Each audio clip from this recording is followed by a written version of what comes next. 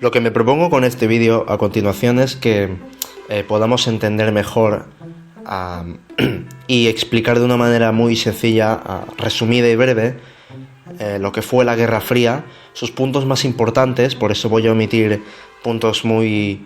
Bueno, los detalles no los voy a mencionar, por ejemplo. Y bueno, trataré de que esto sea rápido y breve. Así que, sin más preámbulos, pues vamos a comenzar. Esto es como contar un cuento un poco largo. Vamos a llamar a los Estados Unidos, Francia y Gran Bretaña, estos tres países, como los aliados, ¿vale? Pues en nuestra historia los aliados son estos tres países que forman una alianza se unen para luchar contra Alemania nazi. Me voy a saltar países como Canadá, que también participaron, por ejemplo, porque vamos a ir simplemente al grano, ¿eh? Vale, pues antes de empezar vamos a hacer un pequeño y corto recordatorio. Estamos a finales de la Segunda Guerra Mundial, en 1944. Después del desembarco de Normandía, por parte de los aliados, comienzan a recuperar territorio europeo, empezando por Francia, cuya capital, París, fue liberada en agosto del 44, seguido de Bruselas en septiembre del mismo año y bueno, así con el resto de sus vecinos occidentales. Todo esto hasta llegar hasta la línea Sigfrido, donde se libre la batalla de las Ardenas, la última barrera de Alemania que deben superar los aliados para llegar a Berlín. Vale, esto por una parte. Mientras todo esto sucede, en el este de Europa, la Unión Soviética va liberando a los países vecinos de las guerras del Tercer Reich. En enero del 45, por ejemplo, el Ejército Rojo libera Varsovia en tan solo una hora, con el objetivo de llegar ellos también a Berlín. Entonces, tenemos por un lado a los aliados avanzando por el oeste y a la Unión Soviética avanzando por el este, poco a poco comiéndose a Alemania. Si os dais cuenta, esto es una carrera de ambos bloques por llegar antes a la capital, Berlín. Continuamos. En las conferencias de Yalta, los tres presidentes del bando ganador, Stalin, Churchill y Roosevelt, se unen para pactar la repartición de Europa. Por su parte, el primer político, Stalin, él exigió que los países liberados por el Ejército Rojo pasasen a ser controlados por la Unión Soviética y también parte de Berlín y Alemania. Los aliados aceptan y se quedan con Europa Occidental y parte de Berlín también, dividiéndola en cuatro partes. Pues una parte es la Unión Soviética y las otras tres para los aliados. Es decir, que se divide en la ciudad en mitad comunista y mitad capitalista, que es lo que de verdad importa. Desde el principio los aliados y la Unión Soviética sabían que después de terminar esta guerra contra Alemania, comenzarían a pelearse entre ellos por el control de la hegemonía política y económica mundial. Eran contrarios, capitalistas y comunistas, se aliaron, sí, pero no pasa de ahí, simplemente lo hicieron por necesidad. Cada uno estaba con el cuchillo detrás de la espalda, escondido para clavársela el uno al otro en nada más terminar de ganar a Alemania. ¿Se entiende? Los aliados también podrían haberles pedido ayuda a la Unión Soviética, por ejemplo, para luchar contra Japón, en el norte de China, en Manchuria, ya que estos lo tenían al lado, tenían frontera. Pero los aliados temían que la Unión Soviética acabase ocupando Manchuria y aparte también terminasen derrotando al Imperio japonés, que era factible de pensar, y comenzase a invadir toda la isla, imponiendo ellos su sistema comunista y haciendo a Japón irrecuperable. Estados Unidos y los aliados no querían esto. Lo que querían los aliados era ocupar ellos Japón y reconstruir ellos Japón con el sistema capitalista. Por lo tanto, aquí nos damos cuenta de que las partes quieren implantar cada uno su sistema y evitan esto. También cabe sospechar que Stalin, muy disgustado, quedó con los aliados por su tardanza, sobre todo con Francia, que decían que querían venir a llevarse el mérito de la guerra y tal. Básicamente Estados Unidos perdió 500.000 de bajas y, si no me equivoco, la Unión Soviética perdió 9 millones de bajas contra Alemania y al final de la guerra 25 millones de pérdidas humanas. Pero hay varios motivos que en conjunto harán que Estados Unidos y la URSS comenzasen a llevarse muy mal.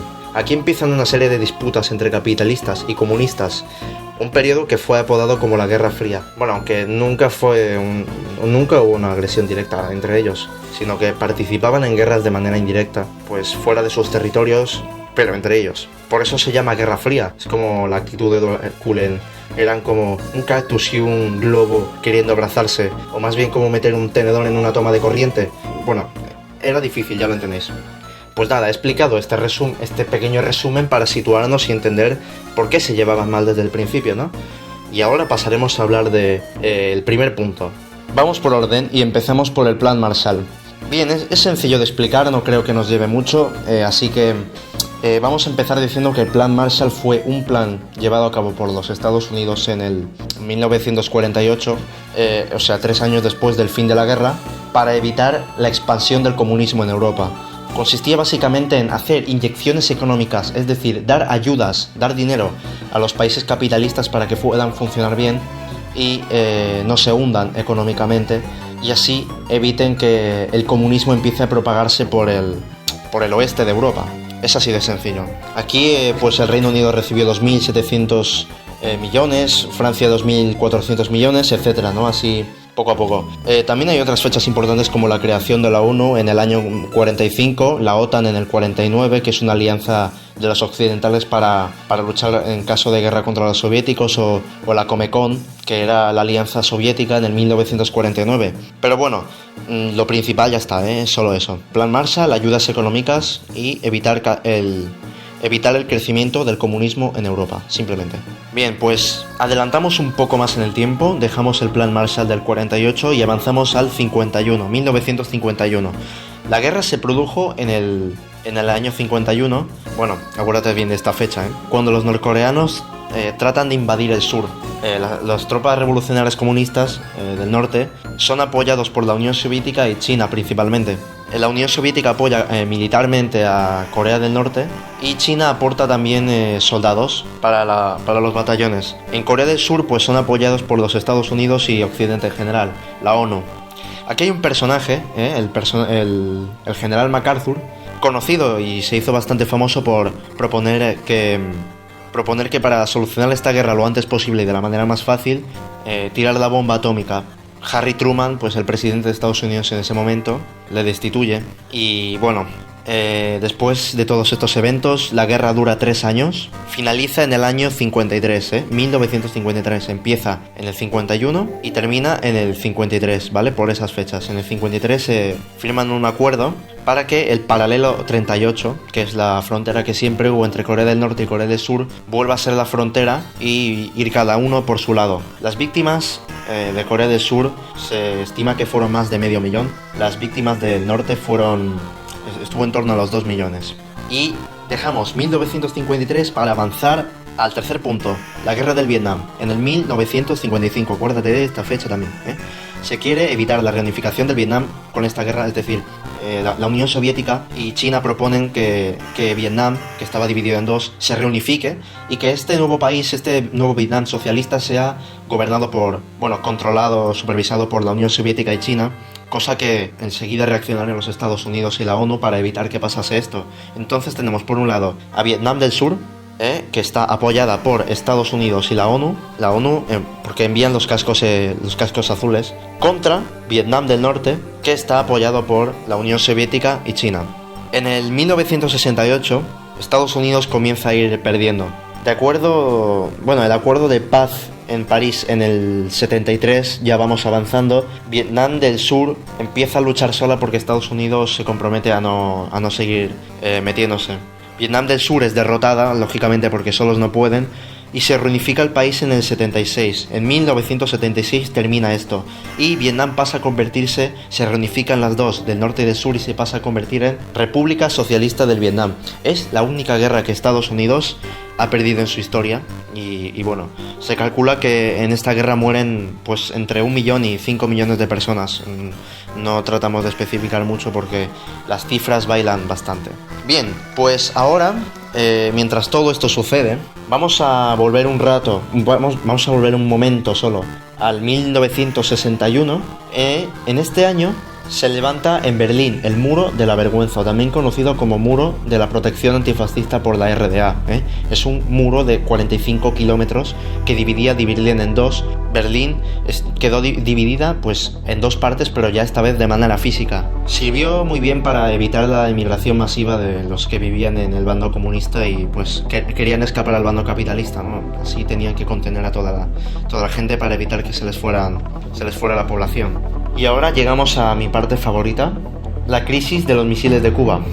Vale, recordemos, desde que Cuba se independiza de España y pasa a ser controlada por los Estados Unidos, fue gobernada por partidos liberales hasta llegar a la dictadura del señor Fulgencio Batista.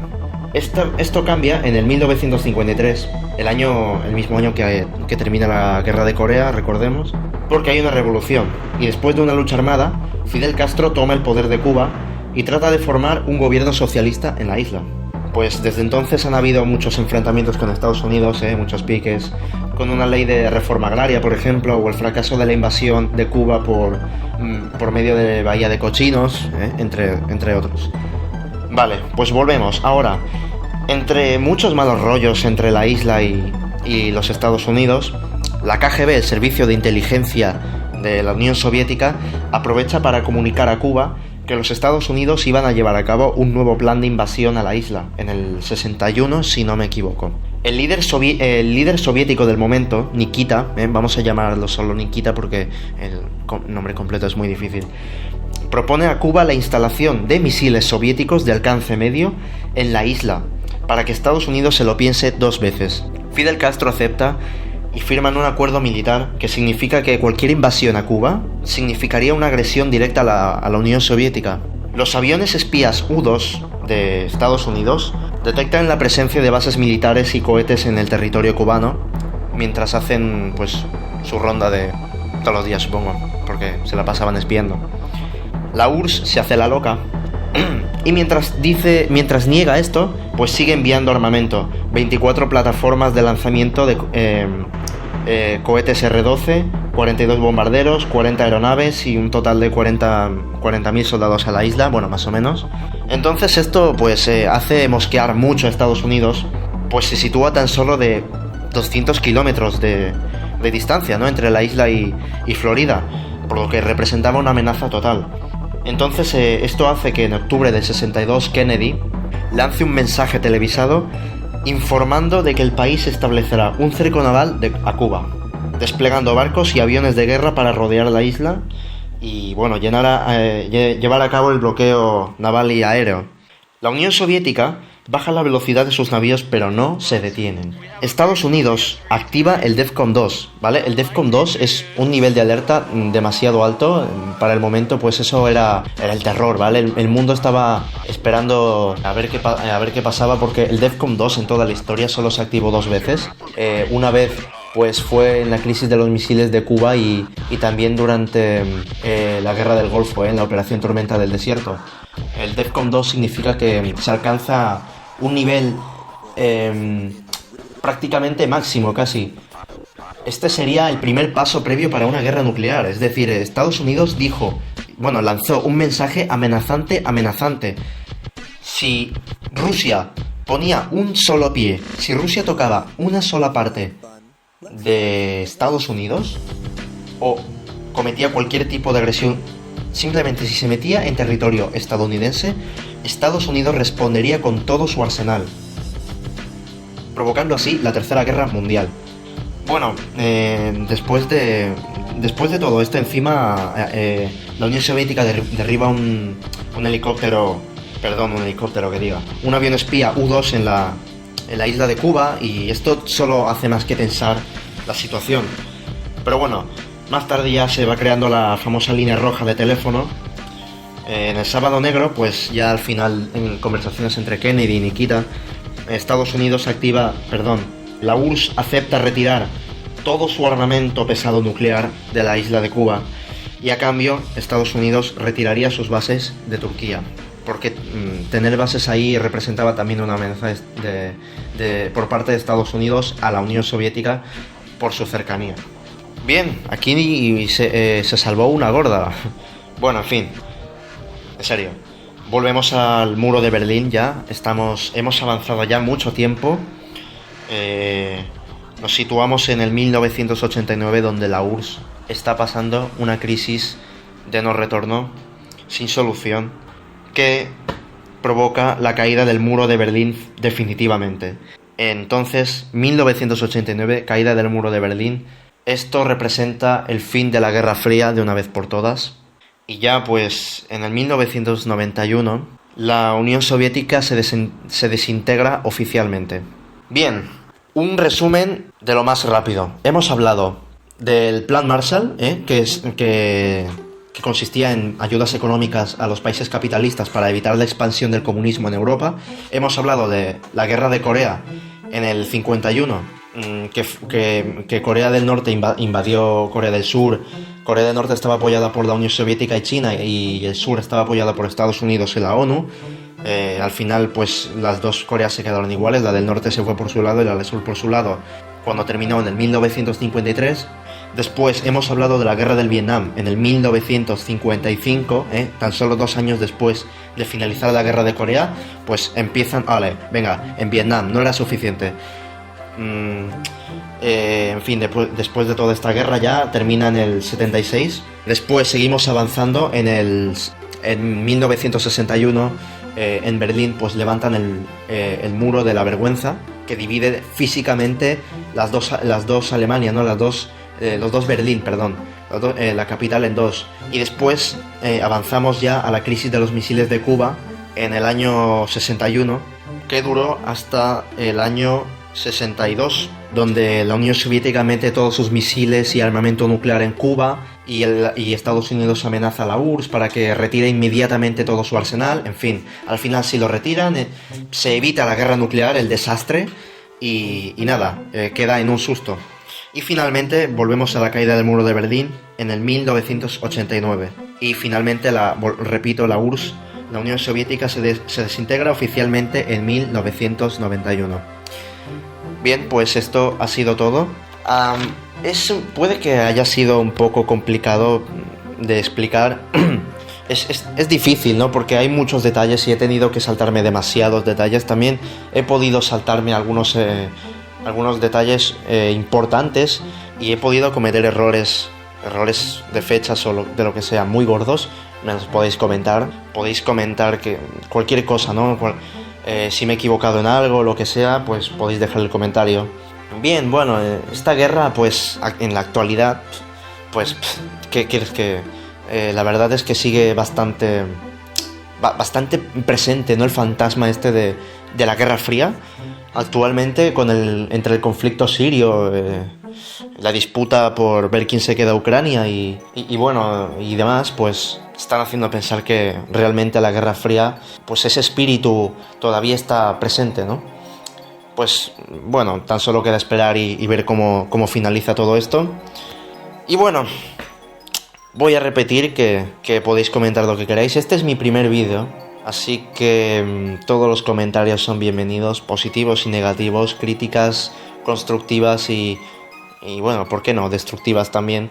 Podéis comentar si os ha gustado, si lo habéis entendido, si os ha quedado alguna duda podéis preguntarme lo que sea. Yo trataré de responderlo como mejor pueda. Puesto que es mi primer vídeo, también he de decir que si queréis hacer un spam, pues también está bienvenido. Podéis poner, pasaros por mi canal, no sé qué, bueno, en fin. Pues nada, hasta aquí el resumen y espero que os haya servido, sobre todo si vais a tener algún examen de la Guerra Fría. Pues espero mucho, de verdad, que pueda haberos quedado claro las ideas principales para, bueno, ir más o menos preparados para sacar un aprobado. Mi propósito con este vídeo, pues como he dicho al principio, era que podamos entender, pues que quede claro, ¿no? Las ideas principales y tal. Espero haberlo conseguido. Y también, pues, dejar claro, pues por último, que era un resumen muy, muy, muy básico, ¿vale? Así que no ríais de mí, porque es un resumen básico para entender solo puntos claves. Gracias.